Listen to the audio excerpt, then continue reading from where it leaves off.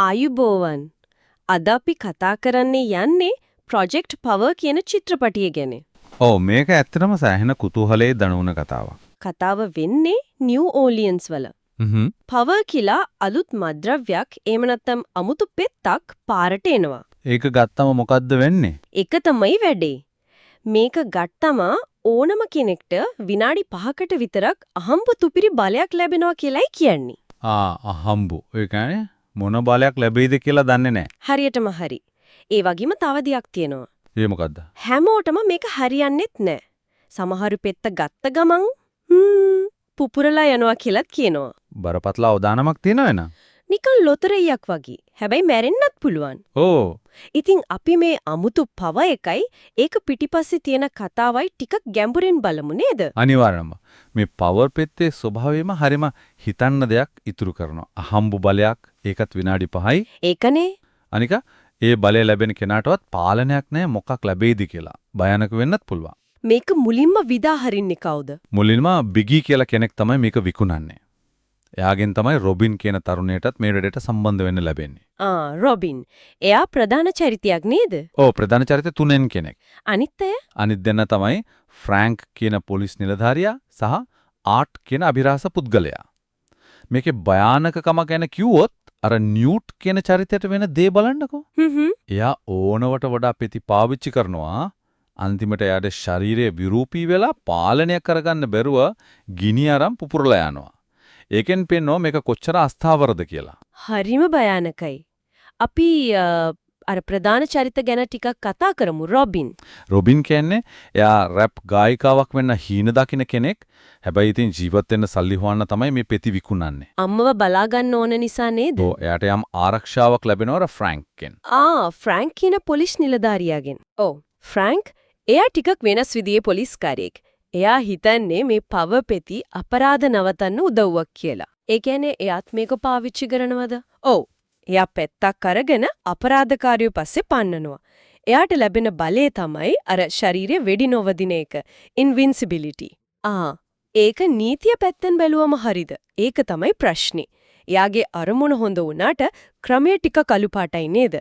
එයා මුලින් හිතන්නේ මේ ඔක්කොම පිටිපස්සේ ඉන්නේ ආර ආර්ට් කියලා. එතකොට ආර්ට් කියන්නේ කවුද? එයා තමයි නරක කෙනා? නෑ. ඒක තමයි කතාවේ අනිත් පැත්ත. ආර්ට් එයාට කියන්නේ මේජර් කියලාත්. එයා හිටපු සොල්දාදුවෙක්.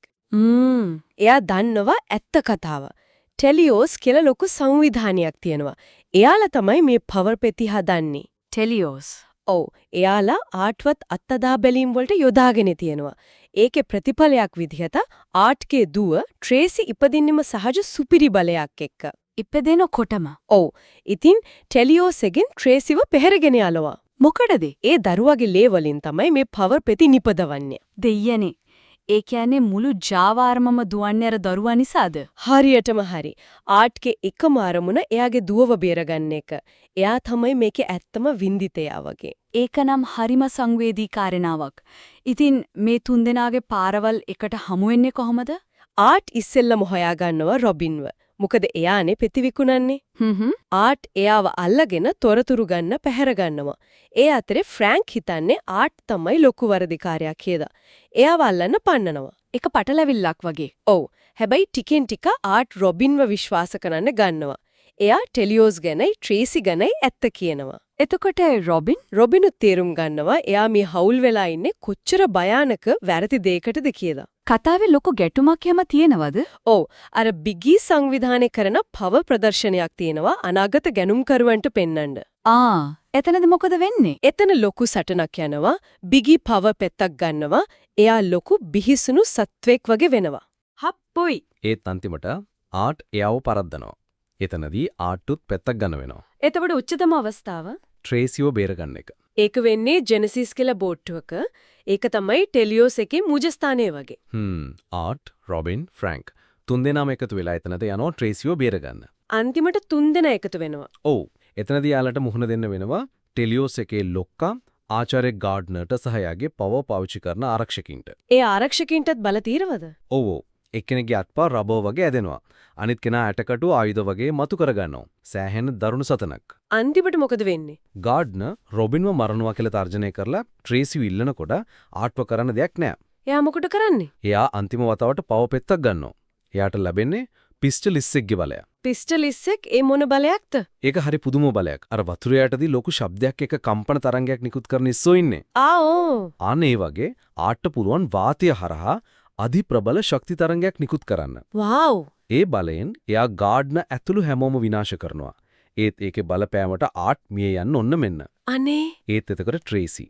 එයාගේ සහජ බලයෙන් සුව කිරීමේ බලයෙන් ආට්ව බේර ගන්නවා. එහෙනම් තාත්තයි දුවේ එකතු වෙනවද? ඔව්. අවසානයේදී ෆ්‍රැන්ක් තීරණය කරනවා ටෙලියෝස් එකේ අපරාධ මාධ්‍යයට හෙළි කරන්න. හොඬ වැඩක්. රොබින් එයාට ආට්ගෙන් ලැබුණු සල්ලි අරගෙන අම්මා ගාවට යනවා අලුත් පටන් ගන්නක් ගන්න. ආට් සහ ට්‍රේසි එයාලා දෙන්න හැම දෙකින්ම ඈත් වෙලා එකට අලුත් ජීවිතයක් පටන් ගන්න පිටත් වෙනවා. ඉතින් මේ කතාවෙන් සුපිරි බල ගන්න කතාවකට එහා ගියපු දෙයක් කියනවා වගේ නේද? අනිවාර්යෙන්ම.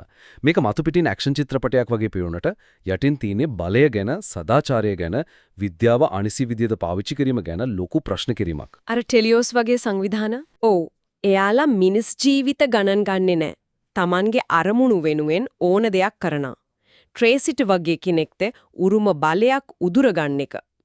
ඒක හරිම අසාධාරණයි. ඒකෙන් පේනව බලය කියන දේ පාලනයකින් තොරව ගියොත් මොන වගේ විනාශයක් වෙන්න පුළුවන්ද කියලා. තාක්ෂණයයි බලයයි එකතු වුණාම හරියටම හරි.